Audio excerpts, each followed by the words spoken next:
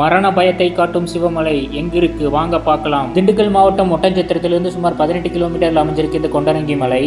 இந்த கொண்டரங்கி மலை மிகவும் ஆபத்தான மலையேற்றமாக கருதப்படுது. கீழிருந்து பார்க்கல 90 டிகிரியில் லிங்க வடிவில் காட்சி அளிக்குது. கடல் மட்டத்திலிருந்து சுமார் 4000 அடி உயரத்தில் அமைஞ்சிருக்கு இங்க இருக்கும் சிவன் கோயில். இந்த மலை பாண்டியர் காலத்தில் தோன்றியதுன்னு சொல்றாங்க. மலையேற்றம் மொத்தம் 5 கிலோமீட்டர். மேலே ஏற 2 மணி நேரம் ஆகுது, கீழே வர 1 மணி நேரம் ஆகுது.